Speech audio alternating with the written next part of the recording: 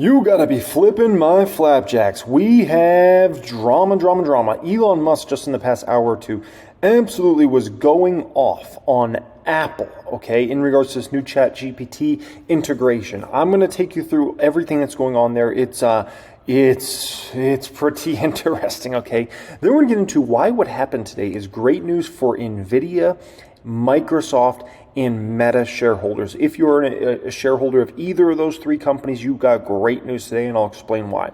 We're also going to speak about why this is bad news for Google McDougal, and then lastly, we'll talk about why this is actually bad news for Apple and then, okay? Appreciate everybody joining me as always. This is just an action-packed video. I want to jump straight into it. I just need you to take 1 second out of your day and hit the like button down there, the thumbs up. That's all I ask in return. If you want to be subscribed here, you can subscribe to the channel. It is free. So, Elon Musk going off, absolutely going off on Apple. If Apple integrates OpenAI at the OS level, then Apple devices will be banned.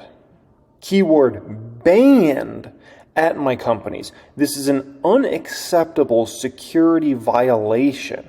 That's a big statement by Elon Musk. And we know when Elon talks, it picks up a lot of publicity, gets a lot of press, it gets a lot of views, right? He's speaking up, and guess what? I'm covering this subject here today, right? It's big when Elon Musk, and remember, Elon Musk is the CEO, right? And he's running some of the most important companies in the world, and several different big dog companies, right?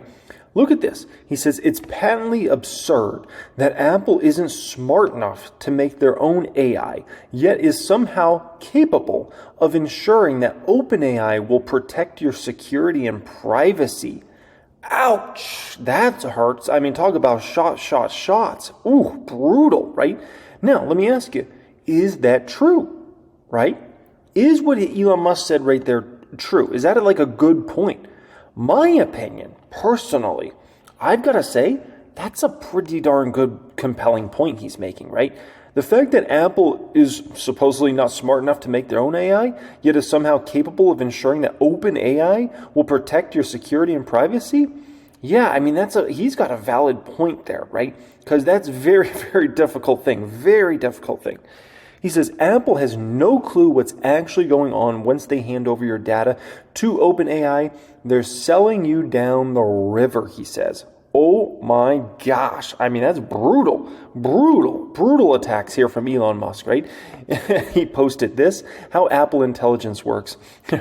You got your iPhone here, right? Apple's sucking out your data, and then through this straw over here, your data's then going to OpenAI, right? I mean, just, oh man, you gotta get some comedy out of this. Now, this is all during a time period when there's videos recently going viral on different platforms about OpenAI and folks connecting them to the CIA and folks connecting them to Big Pharma and all these different ways. And I'm not going to go down that rabbit hole, but I'm just saying, like, the publicity around OpenAI is not the best right now, in my personal opinion, kind of seeing some of this stuff that's starting to spread out there, right? Now, there's three different routes. If we're thinking about Elon Musk and his attack, it's a brutal attack on Apple, just to be quite frank. There's three potentials on why he's doing this attack on Apple, okay? The first one of these three is it's a genuine, he's very concerned. It's a very genuine attack on Apple and trying to put Apple in their place and saying, do better, essentially, right? And so it could come from just being a very genuine standpoint, right? That's the first thing we got to consider. Like, maybe Elon Musk is just being very genuine. The other ones aren't so genuine, okay? The second reason why he could be making this attack on Apple is, if you don't know, Elon Musk has this other company called xAI.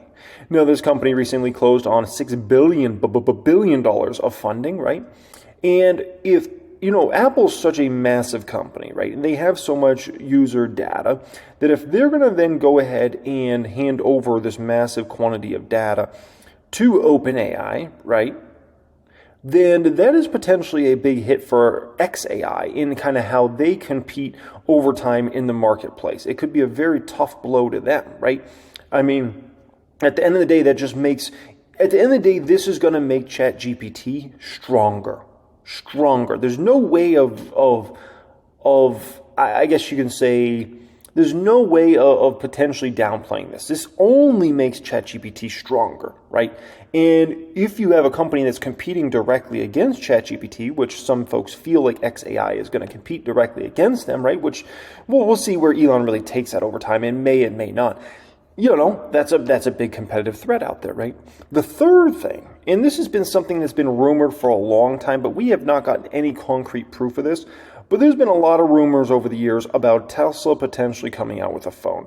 And Elon Musk, through what they're doing with the satellites, right, and Starlink, and through what they're doing with their now AI program and everything they got going on there's been always a lot of rumors about Tesla. And we know their charging technologies, and we know they just think very differently about how they build products and clearly anybody else in the world. And so there's always a lot of thought process about, is such a massive market, could Tesla end up launching a phone at some point in time, right? And so if you do want to launch a phone, let's say in a year or two from now, it makes sense to try to make the big competitor, right, look as bad as possible. Because at the end of the day, if Tesla did ever, let's say Tesla did someday actually launch a phone, who would be their biggest probably competitive threat? In my personal opinion, it is Apple. Even though Android's the bigger player, I think Tesla would probably want to sell something more premium device, right, with the most advanced specs and the most advanced tech. And if you're going to do that, you're going to have to take away Apple customer base over time, right? And so if you can paint Apple as being bad, delusional, not knowing what's going on, and then you eventually launch a device, that could be seen as obviously, a positive thing. By the way, it was interesting. I asked my kids, I said, my 9-year-old and my 6-year-old, I said, if Tesla came out with a phone, which phone would you get? The iPhone, or would you rather get the Tesla phone? And without hesitation, both of them said the Tesla phone. So I just thought that was interesting that they view like Tesla's brand as way, way, way cooler as just kids, right, than Apple's brand. So I just thought that was interesting. So overall, now it could also be like all three, right? It could be that he's genuine in his concern about what Apple's doing here, and it could also be he's frustrated about this, making ChatGPT even stronger, which his relationship with ChatGPT has clearly, and OpenAI has clearly soured over the past several years. We all know that, right? And it could also be maybe they got a phone that he wants to launch either through Tesla or through X or something like that over time. I don't know. We'll see, right? But it's a potential it's all three, right? Or maybe it's two of the three. Maybe it's just, his xAI's hurting, and then in regards to the situation, maybe he's genuine. But the bottom line is it's not a great look for Apple at all, okay? Now, this whole situation is great news in regards to NVIDIA, Microsoft, and Meta, and for all shareholders of these three stocks. And let me break down why this is, okay? So first off, if you're talking about making ChatGPT even bigger, even stronger, right, in Apple devices and through Siri and different ways using ChatGPT, well, you're talking about a lot more compute power, which at the end of the day, if you're talking about a lot more needs for a lot more queries to go through, right? Through ChatGPT, you're going to need a lot more chips over time. Well, if you need a lot more AI-related chips, you're going to go to who? You're going to go to NVIDIA for that, right? Which sets up NVIDIA absolutely phenomenal here, and it just goes to show that really there's no end in sight for this demand for NVIDIA's AI chips, at least for the next couple years, right? 3 years from now, let's say this, we could talk about 2026, 2027, 2028. Maybe that's a different scenario, but I would say for at least 2024 and 2025, there's no end in sight for the demand for NVIDIA's chips. When you just look at everybody needs these chips, and this relationship ChatGPT is now going to have with Apple is just going to increase the demand for these chips overall. And who's the big player in this space? We know NVIDIA is dominating, completely dominating the space overall, right? So that bodes very, very well for NVIDIA, right? And it's very interesting because this came out toward the beginning of this year, right? Sam Altman seeks trillions of dollars to reshape business of chips and AI. We know Sam Altman, this man, he knows how many chips they're going to need to really make this a reality over the next 10, 20 years, right? Really make AI into this unbelievably big category. He knows how many chips it's going to take, and that's why there's all this talk about trying to raise trillions of dollars and all these sorts of things, because it is absolutely massive. absolutely, like massive isn't even the word for it. It's just beyond like comprehension of what's going on there, right? And so when you look at NVIDIA, this is a company that, keep in mind, their fiscal year ends in 2028, or excuse me, in January. So basically what you're looking at here is really like 2027 numbers. This is like 2024 projected numbers, 2025, 2026, 2027. So just keep that in mind. So in 2027, is it possible the company can do $200 billion plus in revenue? I think it is realistically a possibility, right? Which would essentially mean they double up roughly what they're going to do this year versus what they're going to do in likely 2027, right? In terms of doubling up revenue. Now, you may look at that and say, okay, they're going to probably double up their revenue over the next 3-4 years, right? That means they're probably going to also double up their earnings per share at least over the next 3-4 years as well, which is very exciting, which makes you say, NVIDIA's got to be an easy 2x. If you're talking about this company's going to double up their revenues and double up their EPS over the next 3 years or so, easy 2x on this stock, right? Well, let me push back against that for just a moment, because what happens is valuation starts to matter, right? Now, and by the way, these numbers are off today because of the stock split. So essentially, the forward P actually on NVIDIA is somewhere around 50 right now. 2-year forward P is around 40. It's just there was a 10-to-1 stock split that went through today, so it kind of messed up the forward P numbers. It's basically just, divided out by 10, so it kind of messed it up. But you're looking at a stock here with NVIDIA that's trading at, let's call it a forward P of like 50, right? Of 50. So NVIDIA's gonna have to at least double up their EPS over the next few years just to kind of bring this down, because NVIDIA at the end of the day should, if they're going to trade with other big techs, they should trade trying to kind of in a 25 to 30 range, right? Or we can call it 20 to 30 range, somewhere in there roughly, right? So for NVIDIA, they could double up their revenues, earnings per share, but then that would put, their forward P at that particular time at like a 25. So, which would be kind of where you would expect this stock to be, right? So that's why it doesn't work as perfect as just saying, well, revenue is going to double, earnings per share is going to double roughly, so therefore the stock has to double. No, because it's already been priced in to the stock, right? NVIDIA at this point in time needs to way over double their earnings per share over this next, we can call it 3 years or so. Now, if they do that, then there is maybe a double up in the stock. If there's like, let's say they're going to 4x their earnings per share after this year over the next 3 years, then we're talking about a different scenario. Then there's another double up for NVIDIA coming. That is just kind of some food for thought there that you've got to kind of keep in mind, right? Now, in regards to Microsoft, this is great news. In regards to Microsoft, in regards to Apple, utilizing ChatGPT, right? So it's been widely known for a long time that Microsoft has roughly a 49% equity stake. Now, the weird thing about this is Microsoft has tried to argue they don't even have a stake in ChatGPT, which is a very confusing lawyer jargon bunch of kind of BS a little bit, because here's the deal, okay? You think Microsoft's going to invest $10 billion and all these billions of dollars in this company if they're not going to have something? No, there's got to be, some payoff for it. So what Microsoft claims, okay, supposedly Microsoft's strategic partnership and investment in OpenAI indicates it is the company that will be at the forefront of the AI revolution and makes it an interesting investment opportunity. The company began with a $1 billion investment in 2019, followed by an additional $10 billion, and as such holds 49% ownership stake and the rights to up to 75% of profits until the time it receives back its investment. The collaboration enables the incorporation of OpenAI technologies into Microsoft's products, which thus far has led to a substantial upsurge in sales, right? It's a confusing situation, right? Because you look at this and it's like you're hearing about 49% ownership, but then Microsoft's trying to argue that no, they don't have the ownership. They just have rights to up to 75% of the profits until the time it receives back its initial investment.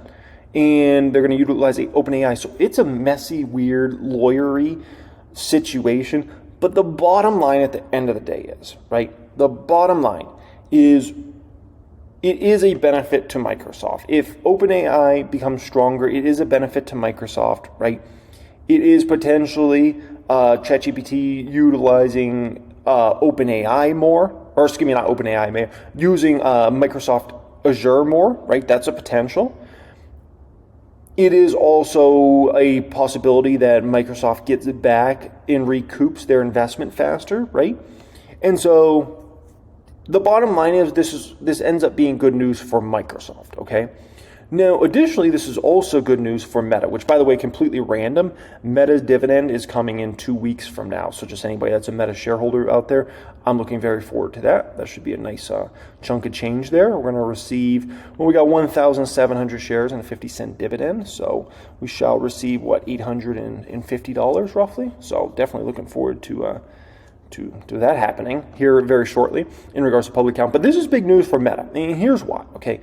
Meta has a llama model. Now, this llama model is really taking off, and it's really becoming a massive thing, and it will continue to become a massive thing over the coming years, okay? I never thought Apple would potentially have any sort of competitive threat to what Meta's doing with the llama model, but the fact that we just get confirmation that Apple's got nothing out there for Meta's llama model, I think it's just more good news overall, right? And I think that's why you actually saw Meta make a nice upward move here today on the back of this, because people are just realizing like Apple's really got nothing for Meta here. And at the end of the day, it just doesn't seem like, I think Llama's just set up very, very well in the market. I'll say that. Very, very well in the market, right? They obviously have Llama 3 coming out now, right? Which Llama 3 will soon be available on AWS, Databricks, Google Cloud, Hugging Face, Kaggle, IBM Watson, Microsoft Azure, NVIDIA, and Snowflake as well, which I believe it's already on those, or very close to being on all of those now at this point in time. So Llama's position phenomenal in the market, right? And we all think about, obviously, Meta in regards to Facebook, in regards to Instagram, in regards to WhatsApp, in regards to their VR opportunity with Meta Quest, right? But this Llama model might be bigger than, I don't want to say it's going to be bigger than Facebook or Instagram, because that just sounds crazy, but it has a potential of being a very substantial component of the business and the valuation if we're thinking 5 years from now, 10 years from now, 15 years from now, okay? This could be, the way you could look at something like this is it has the potential to be what, Amazon AWS was many, many years ago, 10, 15 years ago, where people didn't really understand it or understand how impactful it was going to be until the numbers started showing up in a significant way. And for Meta, it's not really going to show up in the numbers per se in the short term. But over the next 5, 10, 15 years, it could show up very, very substantially and bring in potentially tens of billions of dollars extra to this company through many various ways, okay? So a little food for thought in regards to that. More great news for Meta, right? Now, this is also bad news for Google McDougal, and we'll get into also why it's bad news for Apple in terms of what happened today, right?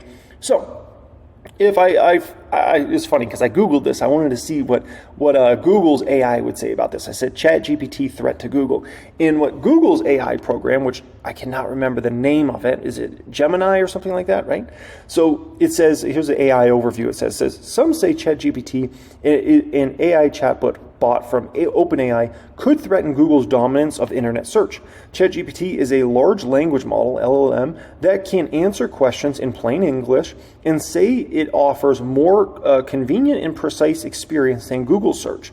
ChatGPT can provide answers instantly and doesn't require users to scroll through results or click on links. Some say that ChatGPT feels friendly and connected and can adapt to basic and complex requests, right? And that's the argument that's been made over the past year in regards to, Google being hurt significantly by ChatGPT. And so if ChatGPT becomes even more powerful, if they have even more data, and if the models can get trained even better and better and better, you could talk about Google is stuck in a situation like Yahoo was, right? Google got more data and it kept making itself better and better and better. And so, bless my soul, if you're wondering why Google ended up beating Bing from Microsoft, why they ended up beating Yahoo, they had more data, and more users that used it kept making it better and better and better. And so therefore, they kept kind of getting an unfair competitive advantage. But here we have a situation where ChatGPT could, it's not a guarantee, but it could be potential that ChatGPT is going to end up getting way more data to become way more powerful and way better of a user experience than Google in what they have. So, no guarantees there, but it's a potential. And so anything where you hear a massive company like an Apple is going to be partnering more with ChatGPT and with OpenAI than Google, it's something you've got to take very, very serious as a shareholder of that company for the long term, right? Now, if we think about to the last real tech revolution, which was mobile devices, right? That was the last big tech revolution. Google positioned themselves very well with Apple. Very, very well, right? Because Google was the default search on Apple devices, right? On top of that, YouTube used to, back in the day, and if you are an Apple user of a long, long time ago, you remember the days when YouTube used to come pre-installed on any iPod touches, and as well as it used to come pre-installed on iPhones, right? And that was to about 2012 or so, right? So Google positioned themselves so phenomenal to help get data to make YouTube a better product over time, and to obviously make Google search a much better product over time, right? But here we are in the next revolution where essentially Apple's looks like they're partnering much more with OpenAI and ChatGPT, and so that could hurt Google over the next 5-10 years. Is this something that's going to hurt Google in the next month or two? I don't think so. Okay? No. Okay, not even in the next year. But if we're thinking about in the next 5, 10, 15 years, there's no doubt it could potentially hurt them, right? And Google is just very well positioned for the last kind of revolution. And this one, they're not as well positioned. Doesn't mean they're badly positioned. It's just maybe they're not as well positioned, right? Now, this also shows that Apple clearly is doing anything it can to keep their focus on their cash cow. Because let's be honest, who's the only competitive threat to iPhone? It's Android. It's always only been Android, right? There's no other real competitive threat. So if you're Apple, right, and you have the chance to either partner with an OpenAI, who's really no competitive threat to your cash cow business, which is your phone business, right? Or you have a chance to partner with Google, right, which owns Android, which is a straight competitive threat to what you have in your company, right? Who would you rather partner with? And remember, Google, it's not just that they have Android, which is the biggest mobile operating system in the world. They also create their own phones, right? The Pixel phones. Like if you told me I couldn't own an iPhone, I would probably go with the Google products. So they compete with their cash cow. So who would you rather have an advantage? You would rather go with OpenAI. Even if the two companies had the same exact technology. Let's say Google and OpenAI had the same exact technology, right? And they were both equally as good. If you're Apple, you're going to go with OpenAI, right? You really don't want to help out Google in any significant way. Which leads us to talk about Apple, right? Because what I looked at today, I thought it was bad news for Apple overall, right? And let me break this down for you, okay? So Steve Jobs passed away October 5th, 2011. Now, it's a very important date to remember there. October 5th, 2011 is when he passed on. Now, Siri, right? Which Siri was a lot of the talk here today, and integrating ChatGPT with Siri and those sorts of things, right? Siri was released as an app on iOS in February 2010. Now, it was acquired 2 months later by Apple, right? Which means it was acquired in April 2010. This is when Steve Jobs was still very involved with Apple at that particular time. He became less and less involved with the company in 2011, right? As his health unfortunately deteriorated. So this was all a situation that was playing out that Steve Jobs was well aware of, and he wanted to essentially build Siri into this great product for the iPhone overall, and for honestly all devices that could kind of be your end-all be-all. And we'll get to that in just a moment. But the first device it was actually integrated in is, guess what day it was? It was the day before Steve Jobs actually passed on. Literally, this release date was the day before he passed on. And Steve Jobs, I think, had very big visions for where Siri was going to go over time as an overall assistant. I believe Steve Jobs thought over the next 5-10 years, Apple was going to be able to build Siri into a product like ChatGPT is today. I think he thought they were going to do that, probably by, maybe 2015 or 2018 or 2020, right? I think he had big visions there, and that's why he acquired Siri, and that's why he wanted to integrate it and start integrating it in all the devices, right? Which was certainly a top-level decision by someone like him. So he had this big vision there, right? And clearly the vision died with Tim Cook. It's very, very clear, right? I mean, they just never did it. Siri, anybody that uses Apple devices over the years realized Siri became irrelevant, right? And it was really exciting back in the day. Like back in, I remember like 2012, 13, 14, 15, it was very exciting about the hope of what Siri could become. Because we used to imagine, all us Apple users, we used to imagine like Siri's going to become this big, huge success, right? And it was going to become this like, this kind of like a Jarvis type idea. Like you guys remember the Iron Man movie, Jarvis, and how that was all integrated in the Iron Man movies, and he would ask it questions and would tell him exactly this and exactly that.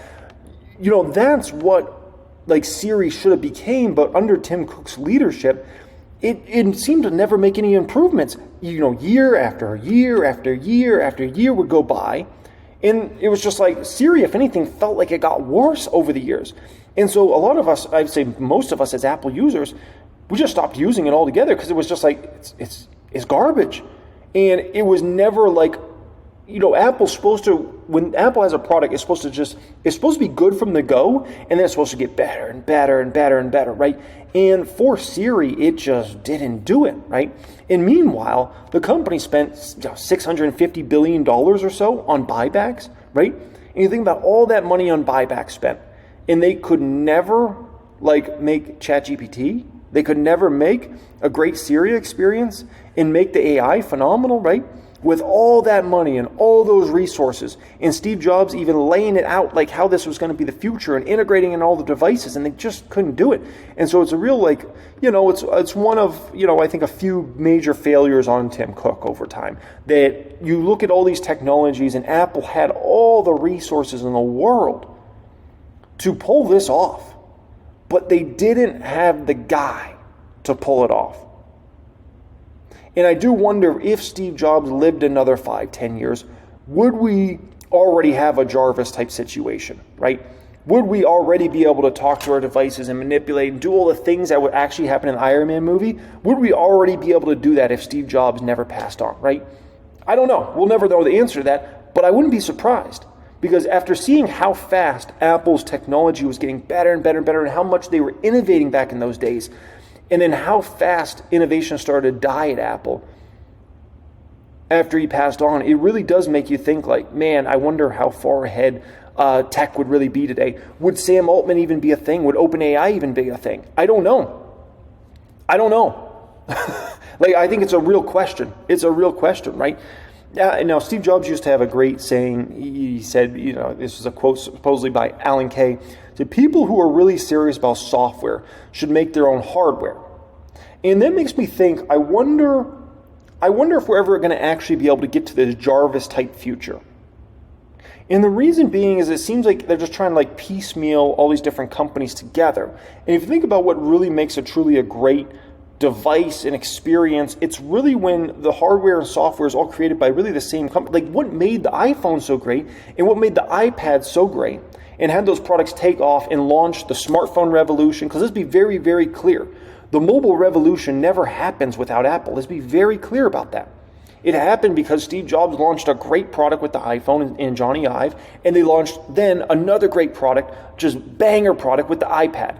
And that changed mobile devices forever, right? And that led to a huge smartphone revolution, a huge tablet revolution, right? And what those obviously became over time, right? And then all the accessory devices like Apple Watch that got branched off of that, and AirPods and all those sorts of things, right? And so it's amazing to see that. But now I'm looking and I'm like, okay, you're going to use this company and this company. And I just wonder if we're ever even going to be able to get to that reality of that Jarvis type. You know, you got a real smart assistant that is as smarter and way smarter than a human and just able to do all the things like you saw in that Iron Man movie back then, right? Because now I'm a little worried because I'm like, we got too many cooks in the kitchen. And so I don't know if it's all going to actually be able to get put together. And I don't know if, you know, maybe that hopefully someday that becomes a reality, but I'm just like, I don't know, man. I don't know. There's too many cooks in the kitchen in this situation. But that's such a great quote by Steve Jobs back then. People who are really serious about software should make their own hardware. And, you know, it ended up proving right over time. And that's why with me, with 1000X, I'm proud to announce today the 1000X Stocks PC. Because I said, you know what? It's not enough just to have the software. So this is the PC we're launching here. So basically 1000X is going to go through these wires here, and then through this tube we're going to spit out the P ratios, and this tube the price to sales ratios. Conference calls are going to go through this. Now I got to keep that very cooled because those conference calls can really heat up a device, so I got to keep those nice and cool. And then right here we're going to have this estimated revenue growth rates go through. Okay, alrighty guys, appreciate you joining me. Maybe we're not creating the hardware, but if you want the software, 1000xstocks.com, way to listen to conference calls, type in a ticker symbol, listen to your conference calls, transcripts, look at all the mandatory metrics, the advanced metrics we have in there, be able to compare 3 stocks against each other, find out if you're getting ripped off on a stock, if you're getting a great deal. Pin comment down there. That will be www.1000xstocks.com if you're looking to apply to join us in there. Thanks for joining me here today, folks. Much love and have a great day.